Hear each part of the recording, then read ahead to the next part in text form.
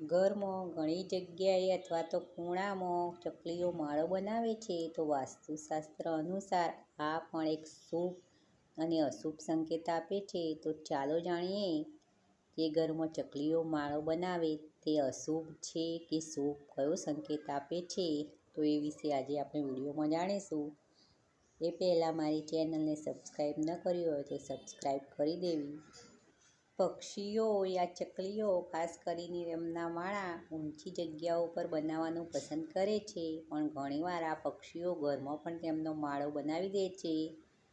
અને તમે ઘણા ઘરમાં ચકલી અને કબૂતરને માળો બનાવતા જોયા હશે. અને આ જોઈને નાના બાળકો તો ખુશ થાય છે, પણ મોટા લોકો પણ તેનો આનંદ ઉઠાવતા હોય છે. અને ચકલીઓનું ચકચક વાતાવરણમાં નવી ઉર્જા પેદા કરે છે. ઘરમાં ચકલીઓનું આવવું એ નકારાત્મક ઉર્જાનો નાશ કરે છે અને સકારાત્મક ઉર્જા પેદા કરે છે. આથી કહેવાય છે કે ચકલીઓનું ઘરમાં આવવું શુભ સંકેત ગણાય છે.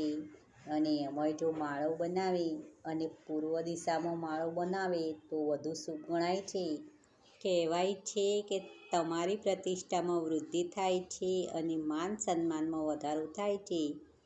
આથી ઘરમાં ચકલીઓ માળો બનાવે તે શુભ ગણાય છે, કારણ કે તેનાથી આપણા જીવનમાં ઉન્નતિના માર્ગ ખુલ્લા થાય છે અને ઘણા બધા એવા અવસર આવે છે કે તમે જીવનમાં આગળ વધી શકો.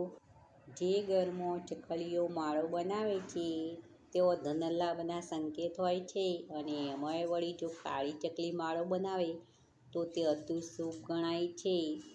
અને આ ચકલીઓના કલરવથી ઘરમાં નવી સકારાત્મક ઉર્જા પેદા થાય છે. આથી કહેવાય છે કે ઘરમાં ચકલીઓનું માળો બનાવવું એ સુખ સમૃદ્ધિના દ્વાર ખોલે છે અને ઘર ખુશીઓથી ભરાયેલું રહે છે. અને તે ઉપરાંત ઘરમાં કબૂતર માળો બનાવે તો તે પણ શુભ ગણાય છે, કારણ કે કબૂતરનો સંબંધ માતા લક્ષ્મી સાથે ગણાય છે. તો આના કારણે તે પણ શુભ ગણાય છે. તો મિત્રો, ઘરમાં ચકલીઓનો માળો બનાવો તે શુભ સંકેત ગણાય છે. તો મિત્રો, વિડીયો પસંદ આવે તો એક લાઈક અવશ્ય કરવું, શેર પણ કરવું. અને આવા નવા વિચાર જાણવા મારી નવી વિચારધારા ચેનલને સબસ્ક્રાઈબ કરો. ફરી મળીશું નવા કોઈ વિચાર સાથે નવી વિચારધારામાં.